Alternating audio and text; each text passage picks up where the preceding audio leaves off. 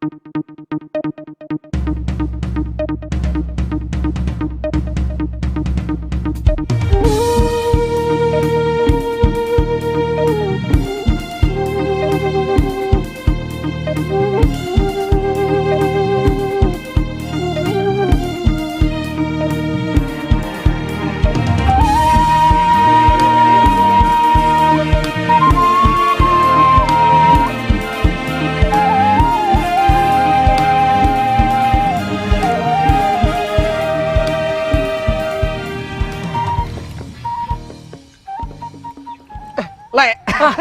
Halo, Le.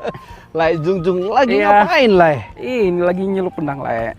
Oh, ini ceritanya mau bikin ulos gitu. Iya, bener, Le. Kan kita bikin ulos sudah pakai pewarna alam, Le. Oh, masih ada ya? Masih lah, Le. Ini ceritanya mau bikin warna apa? Ini warna coklat. Warna coklat. Coklat tembaga. Pewarnaan alami, bahannya Dari kulit kayu-kayu. kalau yang coklat itu bahannya kulit Ini kayu warna. udah ada 3 kombinasi kayu. Mm-mm. Jadi ada kulit mahoni, kulit jambal, sama kulit secang. Oh, kalau hitam? Oh, kalau bikin warna hitam dia dari rebusan daun ketapang ini, Le. Oh, jadi ceritanya dari berbagai kulit ini, Iya. atau daun, atau kulit, Iya. atau yang lainnya itu semua direbus. Iya, tapi ada yang cuman single, ada yang sendiri dia. Jadi daun ketapang itu tidak dicampur dengan apapun. Dia cuman daun ketapangnya aja direbus gitu. Boleh. Ini berlaku hanya untuk kayu-kayu aja sih. Jadi kayak kombinasi gitu. Jadi bisa kayak eksperimen. Kita kombinasi 3 jenis kayu atau 2 jenis kayu untuk mendapatkan warna-warna baru.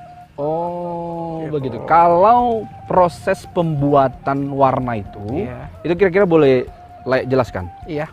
Kira-kira Ya, gimana sebelumnya sebenarnya pigmennya kita ambil dulu. Dia diambil dari kulit-kulit kayu. Sebenarnya semua kayu apapun bisa. Cuman ada jenis-jenis kayu tertentu yang memang mengandung pigmen kuat untuk mencelup benang. Oke. Jadi ada misalnya seperti kulit mahoni, jambal, secang kayak gitu. Kalau di kita itu kayak hariara, sona itu bisa. Jadi semua direbus dalam wajan? Iya, tapi itu hanya untuk berlaku mix ya kalau dicampur. Tapi biasanya satu-satu jenis kayu pun itu menghasilkan warna. Oke, Gitu. oke. Direbus sampai ada sisa gumpalan atau gimana? Oh, biasanya direbusnya pakai takaran sih. Jadi kalau satu kulit kayu itu biasanya kita cincang dulu, kita jemur kering. Misalnya takarannya 1 kilogram. Kayunya dia rebusan airnya 7-10 liter. Oke. Jadi dia direbus mendidih selama 2 jam sampai ukuran airnya itu berkurang, misalnya jadi dari 10 liter jadi 7 liter.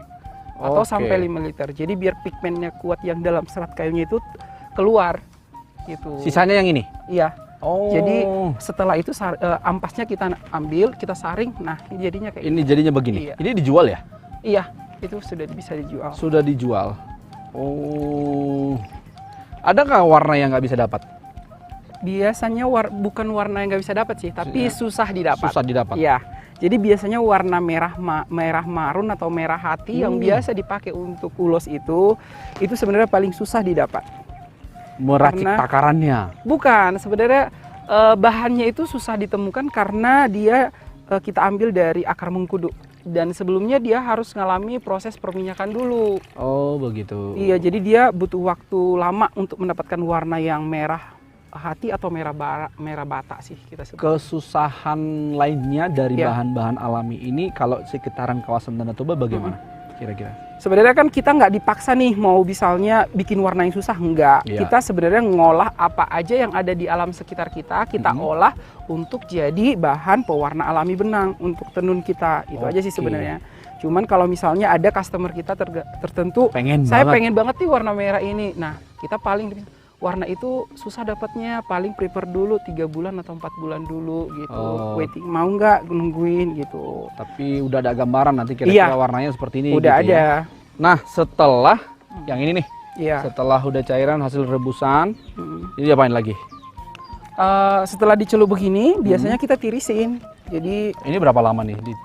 ditirisin, dicelupnya sampai kita memang udah merasa warna itu Pas. udah larut ke dalam semua Oke. serat benang. Berarti Jadi kita pastiin ini, dipelintir iya, gitu ya? kita harus ini udah terserap sempurna nih sama serat-serat kainnya. baru kita tiriskan. Oke. Gitu. Nggak boleh diperas. Iya, karena kalau diperas biasanya dia Warnanya ya. betul. Ada treatment tertentu setelah dari pewarnaan ini? Iya, setelah diwarnai begini, nah kita temukan warna yang sesuai dengan yang kita inginkan. Oke. Ya biasanya untuk warna yang semakin tua kita celup berulang-ulang. Jadi setelah kering Oke. seperti ini, misalnya dia setengah jam, nanti kita celup lagi. Kering, jemur, Iya. matahari atau enggak? Bagusnya sih jangan ada matahari. Jadi biasanya kita celup warna alam itu kalau nggak pagi, sore hari. Oh. Seringnya sih sore hari memang. Jadi ditaruh di rumah aja gitu ya? Iya. Kayak gini sih yang ada pohon-pohon rindang. Jadi kita Oke. nggak siang mencelup benang itu. Oke. Kecuali kimia ya. Kalau sudah dapat yang seperti ini, kira-kira prosesnya itu berapa lama? Nanti kita celupin lagi enggak? Iya, Setelah- jadi biasanya pencelupan warna itu untuk mendapatkan warna tergantung semakin lebih tua semakin Oke. lebih lama. 2-3 hari baru proses penguncian.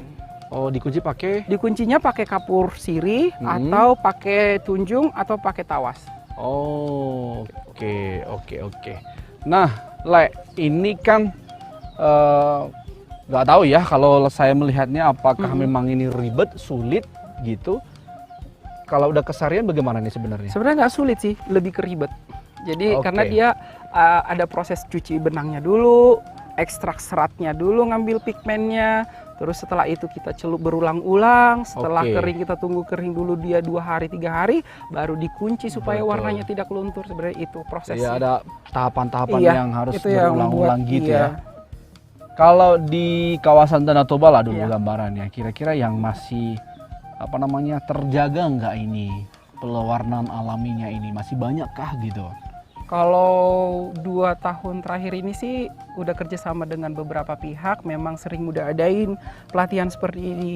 Jadi ada pernah udah dibuat kayak bootcamp gitu, udah ada dilatih misalnya satu kampung ada 2 orang. Ya. Kita pernah kumpul misalnya di desa di sini yang dekat itu apa namanya Kampung Utaraja itu Oke. pernah. Oh. Atau misalnya itu kayak di Lumban Suhi-Suhi juga pernah kayak gitu. Demi menghasilkan warnanya. Tapi optimis ya tetap terjaga terlestari begitu ya. Karena selera pasar, jadi sebenarnya ini peluang sih. Jadi warna alam ini lagi tren diminati. Oh, gitu. Iya.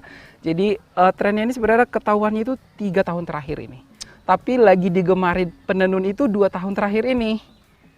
Gitu. Jadi kita Nggak, gini kan kesannya sebenarnya sih semakin ribet kesannya Iya. semakin mahal ya. iya. Iya, maksudnya tapi walaupun dengan hal yang mahal Iya. mungkin tanda petik, tapi masih tetap diminati gitu. Tetap karena kan Gitu ya. sebenarnya kan pecinta kain itu kan lebih ke prestis kan, kebanggaan. Betul sekali. Dan seperti ada lagi tren eco fashion itu namanya fashion yang ramah lingkungan.